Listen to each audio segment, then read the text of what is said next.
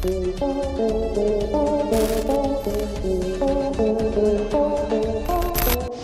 एक बार फिर से आपका स्वागत है प्रजापति न्यूज में। आज के इस वीडियो में देखिए दुबई की आर्टिफिशियल रेन कैसे बनती है, जानकर हो जाएंगे हैरान। दोस्तों, वैसे तो दुनिया में एक से बढ़कर एक खूबसूरत जगह मौजूद हैं, लेकिन जब बात ऐशो आराम और शानो शौकत भरी जिंदगी जीने की आती है तो हर किसी के जहन में सबसे पहला नाम दुबई का आता है। यहाँ बनाई गई इमारतें और रेत पर बना आइलैंड इस बात का सबूत देता है कि दुबई की सोच कितनी ज्यादा फ्यूचरिस्टिक है। तभी तो यहाँ पर टेम्परेचर भले ही 45 डिग्री के ऊपर हो, पर इतने भयानक गर्मियों में भी आपको वहाँ स्नो पार्क और स्कीइंग का आनंद उठा सकते हैं। क्या आपको मालूम है, ये हाई प्रोफाइल शहर अंदर से सूखा है।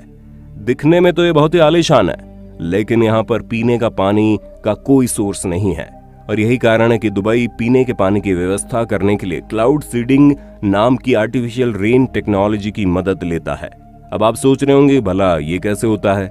तो दोस्तों, चिंता मत कीजिए, क्योंकि आज मैं आपका दोस्त विशाल प्रजापति अपने इस वीडियो में आपको बताऊंगा कैसे दुबई आर्टिफिशियल रेन करवाकर अपने लिए पानी की व्यवस्था करता है। आगे बढ़ने से पहले अगर आप हमारे चैनल पर नए हैं तो प्लीज सब्सक्राइब करके घंटा हिलाना मत भूलना। ऐसा करने से आप पर कृपा आनी शुरू हो जाएगी। ट्राई करो, इट्स वर्क। दोस्तों, दुबई दुनिया के सबसे मशहूर और महंगे शहरों में से एक है। दुनिया के सबसे बेहतरीन टूरिस्ट डेस्टिनेशन में से एक बन चुके इस शहर में एक अलग ही तरह का आकर्षण देखने को मिलता है, जिसे एक्सपीरियंस करने के लिए पूरी दुनिया से लोग यहाँ भागे दौड़े चले आते हैं। पर दोस्तों, वो कहते हैं ना कि हाथी के दांत खाने के कुछ और दिखाने के कुछ और। दुबई का भी ऐसा ही कुछ हाल समझ लीजिए, क्योंकि ऊपर से ये शहर पूरी तरह से संपन्न दिखाई देता है, लेकिन अंदर से सूखा पड़ा है। आपको बता दें, दुबई एक सूखे रेगिस्तान के ऊपर बसा हुआ शहर है, जहां पर हर एक चीज की व्यवस्था तो करवा दी गई, लेकिन पीने के पानी का एक कतरा भी यहाँ देखने को नहीं मिलता। ऊपर से यहाँ बारिश भी साल में मुश्किल से 4-5 बार ही होती है। यानी समझ लीजिए, जब यहाँ बारिश होती है तो वो पल लोगों के लिए किसी त्योहार से कम नहीं होता। वैसे तो समुद्र के पास बसे होने के कारण दुबई के पास पानी की कोई समस्या नहीं है, लेकिन समुद्र का पानी खारा होता है, जिसे पीना तो असंभव है, क्योंकि अगर कोई इंसान समुद्र के पानी को लगातार पी ले तो उसकी जान जा सकती है। ऐसे में सवाल ये आता है कि आखिर दुबई अपने पीने के पानी की व्यवस्था कैसे करता है। असल में यहाँ पानी को फिल्टर करने के लिए बहुत बड़े बड़े वाटर प्यूरिफिकेशन प्लांट लगाए जा रहे हैं, जिसकी मदद से समुद्र के पानी को पूरी तरह से प्यूरिफाई करके पीने लायक बनाया जाता है।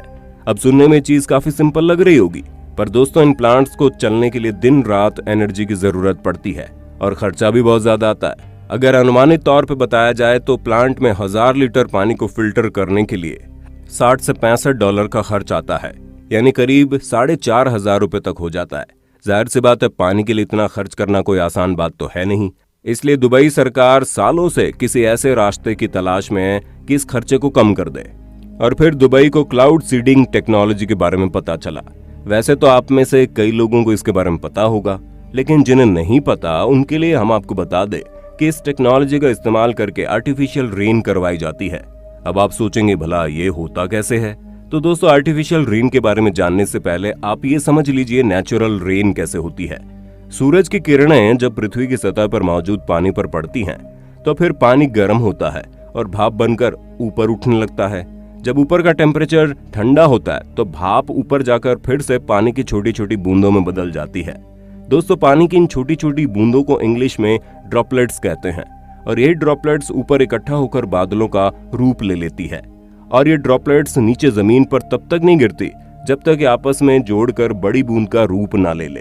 और जैसे इनका वजन बढ़ता है, ये बूंदों की शक्ल में ग्रेविटी की वजह से नीचे जमीन पर गिरने लगती है, जिसकी वजह से हमें बारिश देखने को मिलती है। ये तो था बारिश होने का नेचुरल तरीका। अब अगर हम क्लाउड सीडिंग की बात करें तो दोस्तों, अब धूप तो हर जगह निकलती है और पानी भाप में भी बदलता है, लेकिन जो छोटी छोटी ड्रॉपलेट्स होती हैं, जब तक वो बड़ी नहीं होती तब तक वो बारिश के रूप में गिरती नहीं है। ऐसे में आर्टिफिशियल रेन वाला तरीका है, ये इन छोटी ड्रॉपलेट्स को आपस में जोड़कर बड़ी कर देता है ताकि पानी गिरने लगे। अब आप सोचेंगे होता कैसे है। तो दोस्तों, इस पूरे प्रोसेस में सिल्वर आयोडाइड नाम का एक कंपाउंड बादलों के ऊपर छिड़का जाता है। जब ये केमिकल कंपाउंड बादलों में जाता है तो छोटे छोटे ड्रॉपलेट्स को आपस में जोड़कर बड़ी बूंदों में बदल देता है, जिसकी वजह से बारिश होने लगती है। ऐसे में कहा जा सकता है कि क्लाउड सीडिंग एक ऐसी टेक्नोलॉजी है जो बादलों से जबरदस्ती बारिश करवाती है और इस टेक्नोलॉजी का इस्तेमाल कई सालों से किया भी जा रहा है। पर जब बात दुबई की आती है तो दोस्तों, दुबई सरकार ने हट्टा नाम का एक आर्टिफिशियल डैम बनवाया हुआ है। जब समुद्र से उठने वाले बादल हजार माउंटेन्स में आते हैं, दुबई इन बादलों में क्लाउड सीडिंग करता है और जब इस क्लाउड सीडिंग से पहाड़ों पर बारिश होती है तो बारिश का पानी पहाड़ों से नीचे बहते हुए समुद्र में आने की बजाय इसी डैम में आकर इकट्ठा हो जाता है और इसे इकट्ठा हुए पानी का इस्तेमाल दुबई न सिर्फ पीने के लिए करता है बल्कि इसके जरिए इलेक्ट्रिसिटी भी जनरेट करता है।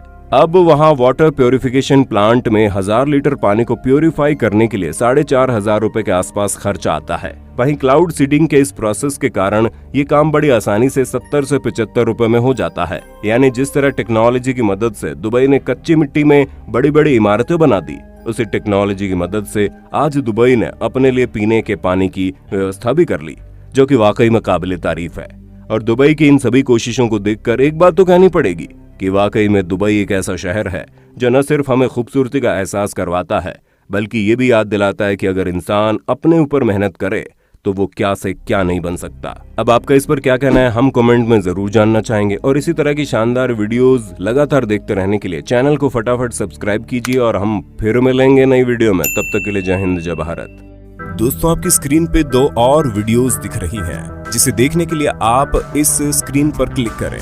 दोनों देखिएगा, बहुत अच्छी वीडियो बनी है।